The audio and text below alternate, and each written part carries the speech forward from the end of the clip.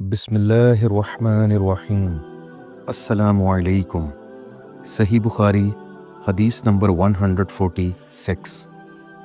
رسول اللہ صلی اللہ علیہ وسلم کی بیویاں رات میں مناسح کی طرف قضائے حاجت کے لیے جاتیں اور مناسح ایک کھلا میدان ہے، تو حضرت عمر رسول اللہ صلی اللہ علیہ وسلم سے کہا کرتے تھے کہ اپنی بیویوں کو پردہ کرائیے، مگر رسول اللہ صلی اللہ علیہ وسلم نے اس پر عمل نہیں کیا۔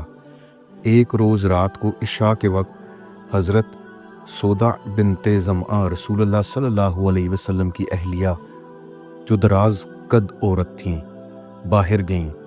حضرت عمر رضی اللہ عنہ نے انہیں آواز دی اور کہا، ہم نے تمہیں پہچان لیا، اور ان کی خواہش یہ تھی کہ پردہ کا حکم نازل ہو جائے۔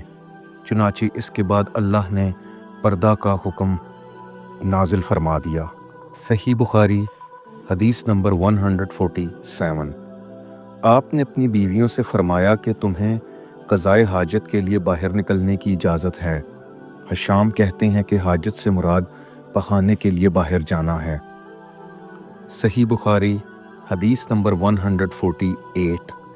ایک دن میں اپنی بہن اور رسول اللہ کی اہلیہ محترمہ حفصہ کے مکان کی چھت پر اپنی کسی ضرورت سے چڑھا، تو مجھے رسول اللہ صلی اللہ علیہ وسلم قضائے حاجت کرتے وقت قبلہ کی طرف پشت اور شام کی طرف منہ کیے ہوئے نظر آئے۔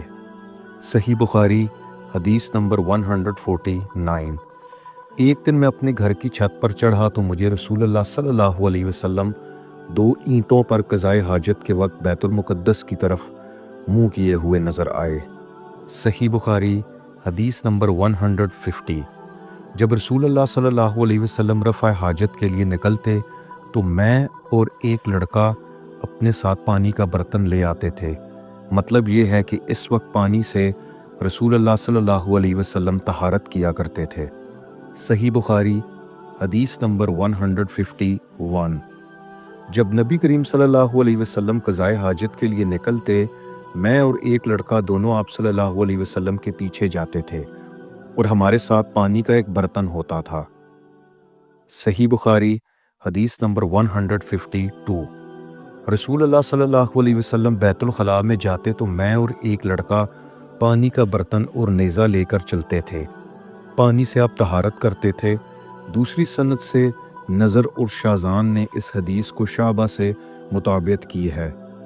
انزہ لاٹھی کو کہتے ہیں جس پر پھلکا لگا ہوا ہو۔ صحیح بخاری حدیث نمبر 153۔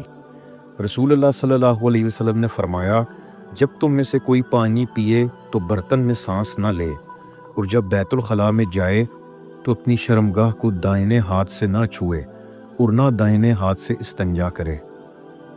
صحیح بخاری حدیث نمبر 154۔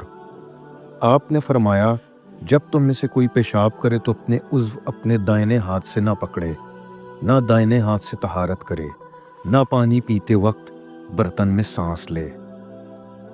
صحیح بخاری حدیث نمبر 155۔ رسول کریم صلی اللہ علیہ وسلم ایک مرتبہ رفع حاجت کے لیے تشریف لے گئے۔